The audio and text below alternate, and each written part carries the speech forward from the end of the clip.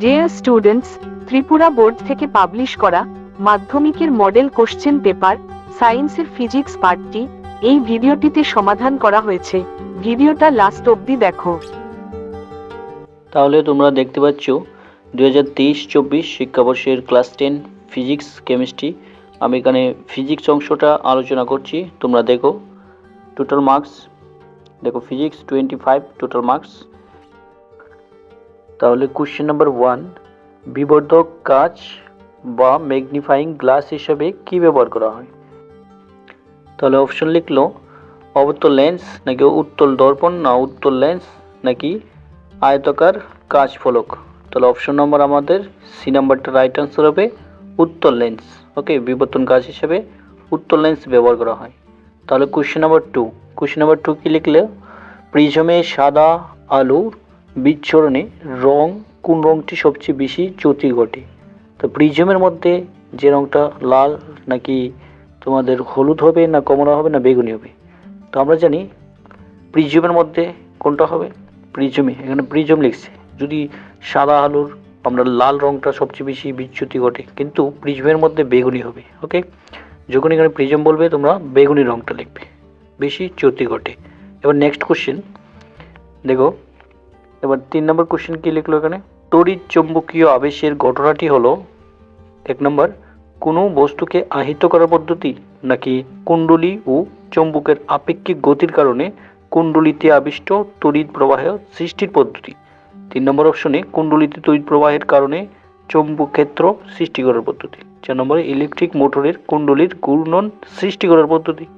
তো আমাদের আনসার কি হবে, কুণ্ডলী ও চৌম্বকের আপেক্ষিক গতির কারণে কুণ্ডলীতে আবিষ্ট তড়িৎ প্রবাহ সৃষ্টির একটা পদ্ধতি। ওকে, এবার আমরা 1 মার্কস কোশ্চেনে যাব। এমসিকিউ 3টে সমাপ্ত হয়ে গেছে। তোমরা দেখো 1 মার্কস কোশ্চেন, 4 নম্বর কোশ্চেনের মধ্যে কি লিখলো এখানে। তো প্রশ্নটা হচ্ছে অবতল, 4 নম্বর কোশ্চেন, অবতল দর্পণের সম্মুখে বস্তুর কোন অবস্থানের জন্য সদ ও বিবর্তিত প্রতিবিম্ব পাওয়া যায়? তো এটা আনসারটা কি হবে, অবতল দর্পণের কোন অবস্থানে আমরা সদ ও বিবর্তিত প্রতিবিম্ব পাবো? দেখো আনসারটা লিখবে তোমরা মেরু ও ফোকাস বিন্দুর মাঝখানে। ওকে, মেরু এবং ফোকাস বিন্দুর মাঝখানে যখন আমরা কোনো বস্তুকে রাখবো তখন প্রতিবিম্ব হবে সৎ ও বিবর্তিত প্রতিবিম্ব। ওকে, নেক্সট কোশ্চেন নাম্বার 5, হ্রস্ব দৃষ্টি বা মায়োপিয়ার ক্ষেত্রে কি প্রকার লেন্সের চশমা ব্যবহার করতে হয়? ওকে, তোমরা হ্রস্ব দৃষ্টি এখানে দেখতে পাচ্ছ, চোখের দৃষ্টিজনিত ত্রুটি একটা হ্রস্ব দৃষ্টি। এই হ্রস্ব দৃষ্টির জন্য আমরা কোন ধরনের চশমা ব্যবহার করব? আমরা ব্যবহার করব উপযুক্ত ফোকাস দৈর্ঘ্যের অবতল লেন্স যুক্ত চশমা ব্যবহার করব। ওকে, হ্রস্ব দৃষ্টির জন্য উপযুক্ত ফোকাস দৈর্ঘ্যের অবতল লেন্স যুক্ত চশমা। 6 নম্বর, প্রতিটি 5 ওহম 5টি রোধকে ন্যূনতম রোধ কত হবে? যুক্ত করলে ন্যূনতম রোধ কত হবে? ঠিক আছে, 5 ওহমের রোধকে ন্যূনতম রোধ কখন হবে? যখন আমরা এগুলিকে সমান্তরাল সমবায়ে যুক্ত করব। ওকে, দেখো সমান্তরাল সমবায় যুক্ত করলে কি হবে, তুল্যরোধ হবে 1/r equal to 1/r1 small r1 1/r2 plus 1/r3 plus 1/r4 plus 1/r5। এইভাবে যেহেতু 5টা রোধ পড়লো, আমরা এখানে ভা দেব 1/R equal to 1/r1। r1 কত, 5টা 5 ওহমের রোধ, মানে সবগুলি সমান হবে। এখানে হবে 1/5 প্লাস 1/5 প্লাস 1/5 প্লাস 1/5 প্লাস 1/5। তাহলে আমরা এবার এই সবগুলি r1 r2 থেকে সবগুলিতে 5 হবে। 1/r বসাবো, বসালে এখানে নিচে লসাগু করলে কত হবে, 5 হবে। উপরে সবগুলি যেহেতু নিচের হরটা সমান আছে, লবগুলি আমরা প্লাস করে দেবো উপরে। ঠিক আছে, এবার এখানে কি লিখবো, উপরে 5 নিচে 5 হয়ে গেছে। 1/R equal to 5/5। তাহলে কি হবে এখানে তোমরা কি করবে, এভাবে ভোজ্যগুণন করবে। প্রথমে আমরা ক্যান্সেল করে নিই, 5 কে 5, তাহলে r ইন্টু 1 কত হবে, r into 1 r equal to 1। তাহলে রোধ কত হবে আমাদের, 1 ওহম, ওহমের সিম্বলটা দিয়ে দিবে। তাহলে তোমাদের এটা আনসার হবে কত, 5 ওহমের 5টি রোধকে যুক্ত করলে ন্যূনতম রোধ হবে আমাদের 1 ওহম। ওকে, এভাবে তোমরা লিখবে সমান্তরাল সমবায়ের সূত্র দিয়ে। ওকে, নেক্সট কোশ্চেন এখানে কোশ্চেন নাম্বার 7 কি বললো এখানে দেখো, পাশের চিত্রে দুটি দণ্ডচুম্বককে পাশাপাশি রাখা হচ্ছে। তাহলে এই দুইটা দণ্ডচুম্বক এস এবং এন দেখতে পাচ্ছ, সাইড দুইটা। পি এবং কিউ দুটি মেরুর মধ্যে অত্যন্ত দুটি বলরেখার চিত্র লিখো। তাহলে আমরা বলরেখার চিত্র লিখবো পি এবং কিউ, এই দুইটার মধ্যে যে কোনো দুইটা লিখবো। দেখো তোমরা বলরেখাগুলি, এখানে আমি সবগুলি বলরেখা লিখেছি। নর্থ থেকে সাউথের দিকে আমরা বলরেখাগুলি যাবে, নর্থ থেকে কোথায় যাবে, সাউথের দিকে। এইভাবে তীর চিহ্ন দিয়ে দেবে। নর্থ থেকে সাউথের মধ্যে আসলো, আবার নর্থ থেকে সাউথের মধ্যে আসলো, ঠিক আছে। নর্থ থেকে সাউথের মধ্যে যাবো, বলরেখা চিহ্নগুলি তোমরা দিয়ে দেবে। আবার আমরা দেখতে পাচ্ছি নর্থ থেকে কোথায় যাবে এদিকে, বলরেখাগুলি সাউথের দিকে যাবে। সিমভাবে নর্থ থেকে এইভাবে তীর চিহ্ন বের হবে, বলরেখাগুলি এইভাবে বের হবে, এটাও বের হবে, এইভাবে নর্থ থেকে বের হবে। এদিকে আমাদের কি সাউথ আছে, সুতরাং সাউথের দিকে কি আসবে, যেমন নর্থ থেকে সাউথে গেল, এইভাবে গেল, সুতরাং এদিকে আমরা প্রবেশ করবে, সাউথের দিকে প্রবেশ করলো, এইভাবে তীর চিহ্ন দিয়ে দেবে। ওকে, এবার আমরা দেখছি নর্থ থেকে কোথায় যাবে, সাউথের দিকে। এদিকেও আমরা বলরেখা লিখে দিব, এইভাবে সাউথের দিকে, এইভাবে চলে গেল। নেক্সট আমাদের সিমভাবে এদিকেও লিখে দিবে, নর্থ থেকে সাউথের মধ্যে গেল, বলরেখাগুলি গেল, ঠিক আছে। এখানে নর্থ থেকে আবার সাউথের মধ্যে আসবে, এদিকে নর্থ থেকে সাউথের মধ্যে যাবে, ঠিক আছে। উপরের দিকে আবার সাউথের মধ্যে যাবে নর্থ থেকে। তোমরা পি এবং কিউ মাঝখানে বললো দুইটা লেখার জন্য, ঠিক আছে। নর্থ থেকে সাউথের মধ্যে যে কোনো দুইটা লিখে নেবে। এখন আমাদের কোশ্চেন নাম্বার 8, 2 মার্কস কোশ্চেন। শূন্য মাধ্যমে আলোর গতিবেগ 3 × 10⁸ মিটার পার সেকেন্ড হলে 1.5 পরম প্রতিসরাঙ্কের কোনো মাধ্যমে আলোর গতিবেগ নির্ণয় করো। তাহলে আমরা আলোর গতিবেগ নির্ণয় করব কোনো মাধ্যমে। দেখো এটা শূন্য মাধ্যমে প্রথম কি দিয়েছে এখানে, দেখো এটা হচ্ছে 1.5 প্রতিসরাঙ্কের কোনো মাধ্যমে আলোর গতিবেগ। শূন্য মাধ্যমে আলোর গতিবেগ কত, 3 × 10⁸ মিটার পার সেকেন্ড, এটা দিয়ে দিয়েছি, আমরা জানি। এবার পরম প্রতিসরাঙ্ক কত, প্রথম প্রতিসরাঙ্ক মানে মাইক্রন ইকুয়াল টু কি হবে, আমাদের এখানে 1.5 হবে। ওকে, এবার দেখো কোনো মাধ্যমে আলোর গতিবেগ কত, তো আলোর গতিবেগ, সুতরাং মাধ্যমটিতে আলোর গতিবেগ হবে ভি ইকুয়াল টু কি হবে, দেখো ভি ইকুয়াল টু হবে এখানে V equal to C by micron. তাহলে মাইক্রনের সিম্বলটা তোমরা লিখবে এভাবে। তো আমরা লিখতে পারি 3 × 10⁸ বাই 1.5 মিটার পার সেকেন্ড। তাহলে এখানে দেখো কিভাবে আসলো, 3 × 10⁸ লিখলাম, এখানে নিচে 1.5 আছে, তো পয়েন্ট তোলার জন্য আমরা 10 দিয়ে ইন্টু করবো নিচে, তাহলে উপরেও 10 দিয়ে ইন্টু করতে হবে। এবার দেখো 1.5কে 10 দিয়ে ইন্টু করলে কি হবে, পয়েন্ট একটা ডান দিকে চলে যাবে, যেমন 1.5কে 10 দিয়ে ইন্টু করলে কত হবে 0.5, তো পয়েন্ট ক্যান্সেল হয়ে গেছে, পরে জিরোটা, তো 15 হয়ে গেছে। দেখো 3 দিয়ে আমরা ক্যান্সেল করবো, দেখো 3 × 5 = 15, এখানে 5 দিয়ে কত করবে, 10কে ক্যান্সেল করলে 2 আসবে, 5 × 2 = 10। এবার 2 × 10⁸ মিটার পার সেকেন্ড আমাদের, তাহলে ওই মাধ্যমটিতে আমাদের গতিবেগ হবে, আলোর গতিবেগ হবে। নেক্সট কোশ্চেন দেখো, কোশ্চেন নাম্বার 8 কমপ্লিট।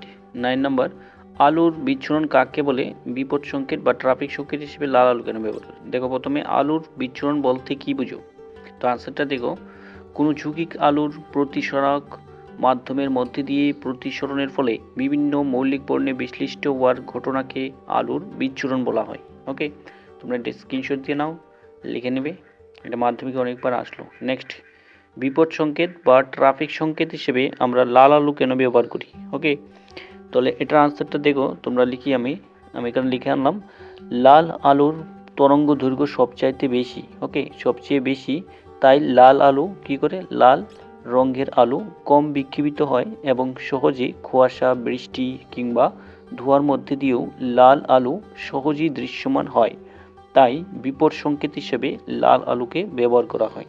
এভাবে তোমরা লিখে নেবে। ওকে, তোমরা লিখে নাও অথবা স্ক্রিনশট দিয়ে নাও। নেক্সট কোশ্চেন দেখো, নেক্সট কোশ্চেন আমাদের এখানে 3 মার্কস কোশ্চেন্স। দেখো, চোখের দীর্ঘদৃষ্টি বা হাইপারমেট্রোপিয়া কাকে বলে, এর কারণ এবং নিরাময়ের উপায় লিখো। তো আমরা আনসারটা দেখো, চোখের দীর্ঘদৃষ্টি কাকে বলে বা হাইপারমেট্রোপিয়া কাকে বলে? তো আনসারটা হলো, চোখ যদি দূরের জিনিস দেখতে পেলেও কাছের জিনিস দেখতে পায় না, তাহলে চোখের এই ত্রুটিকে বলা হয় দীর্ঘদৃষ্টি বা হাইপারমেট্রোপিয়া। তারপরে দীর্ঘদৃষ্টির কারণ কি হতে পারে? অক্ষিগোলকের আকার স্বাভাবিকের তুলনায় ছোট হলে, অক্ষিগোলকের ফোকাস দৈর্ঘ্য প্রয়োজনীয় তুলনায় বেশি হলে, রেটিনার আকার কম হয়ে গেলে এটা হয়। তাহলে দূর করার কি উপায় আছে? উপযুক্ত ফোকাস দৈর্ঘ্যের উত্তল লেন্সযুক্ত আমরা চশমা ব্যবহার করলে এই ত্রুটিটা দূর করা যায়। ওকে, তোমরা স্ক্রিনশট দিয়ে নাও। সুন্দরভাবে আনসার দিয়ে দিলাম এটা। নেক্সট কোশ্চেন দেখো, কোশ্চেন নাম্বার 10। এটা আমাদের 4 মার্কস কোশ্চেন। ওহমের সূত্র লিখো, এই সূত্র থেকে রোধের সংজ্ঞা দাও। তো এটারও আনসারটা দেখো। ওহমের সূত্র, তাপমাত্রা ও অন্যান্য ভূত অবস্থা অপরিবর্তিত থাকলে কোনো পরিবাহীর প্রবাহমাত্রা তার দুই প্রান্তের বিভব প্রভেদের সমানুপাতি হয়। তোমরা লিখো এটা। প্রথম চিত্র 12.3 দেখছো, এই চিত্রটা লিখবে। তারপর লিখবে ওহমের সূত্র অনুসারে আই সমানুপাতি V A minus V B, V is equal to I R. তারপর লিখবে, দেখো ডাইন সাইডে ওহমের সূত্র। ওহমের সূত্রে ব্যবহৃত আর ধ্রুবকটি হলো পরিবাহীর রোধ। পরিবাহীর দুই প্রান্তের বিভব প্রভেদ ও পরিবাহীর মধ্যে দিয়ে তড়িৎ প্রবাহের অনুপাতকে পরিবাহীর রোধ বলা হয়। স্ক্রিনশট দিয়ে নাও, এটা তোমরা লিখে নেবে। Very very important questions. Next দেখো বি নাম্বার। এটা আমাদের 1 মার্কস কোশ্চেন। একটি পরিবাহীর রোধ পরিবাহীর দৈর্ঘ্য প্রস্থচ্ছেদের উপর কিভাবে নির্ভর করে? তাহলে দেখো, পরিবাহীর রোধ কোন কোন বিষয়ের উপর নির্ভর করে? এটার মধ্যে আমরা 3টা অপশন আছে। আমরা 1 নম্বর অপশন দেখো, প্রস্থচ্ছেদ সুষম হলে একই উপাদান ও একই প্রস্থচ্ছেদ বিশিষ্ট পরিবাহীর রোধ পরিবাহীর দৈর্ঘ্যের সমানুপাতি হয়। 2 নম্বর দেখো, একই উপাদান ও একই দৈর্ঘ্য বিশিষ্ট পরিবাহীর রোধ পরিবাহীর প্রস্থচ্ছেদের ব্যস্তানুপাতিক হয়। তো সিম্বলগুলি তোমরা লিখে নেবে। তাহলে এটা স্ক্রিনশট দিয়ে নাও। এবার নেক্সট কোশ্চেন দেখো,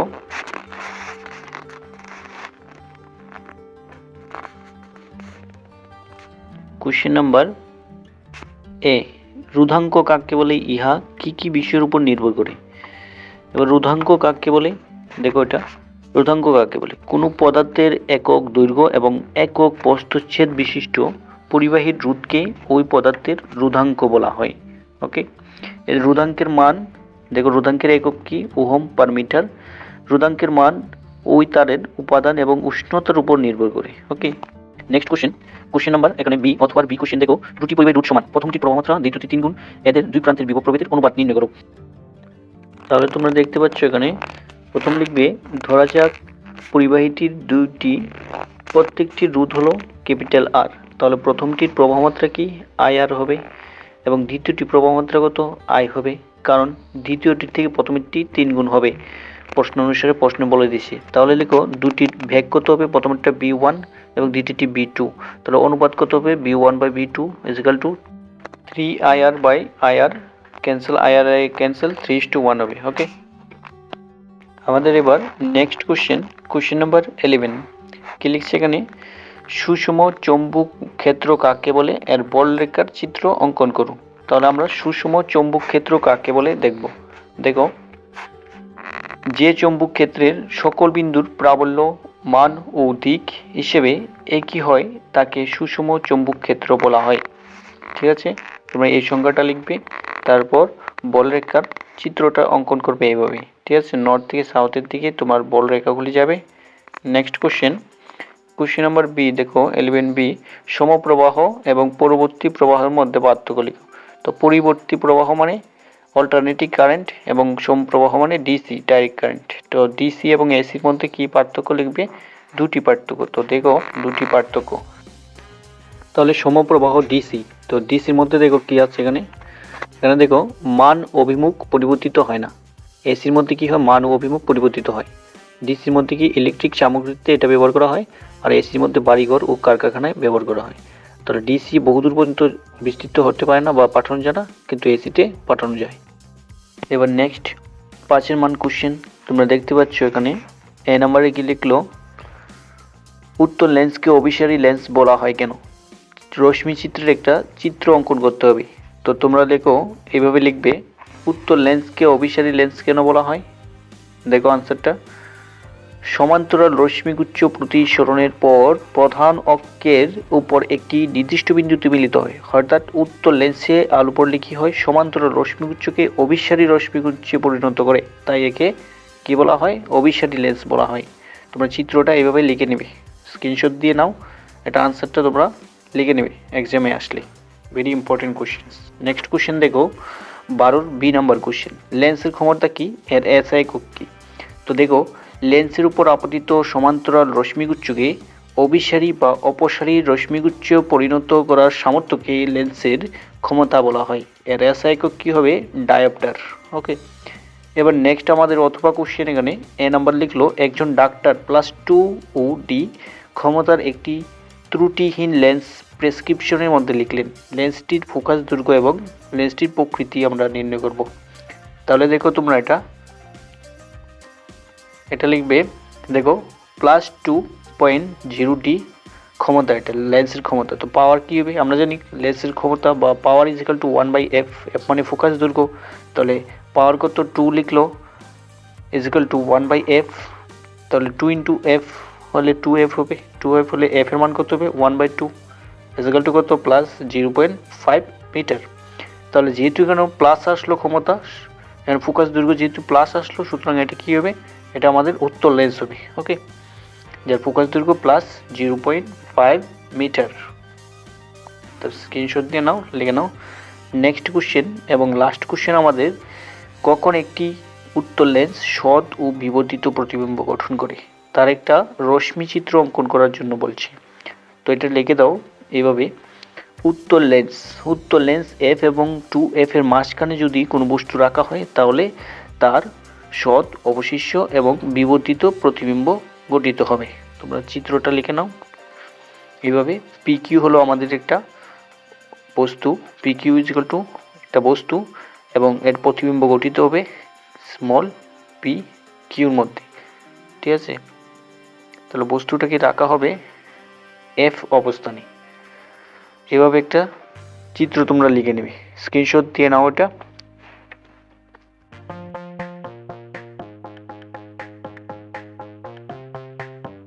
কেমিস্ট্রি অংশটা পাওয়ার জন্য চ্যানেলটাকে লাইক করে সাবস্ক্রাইব করে রাখবে।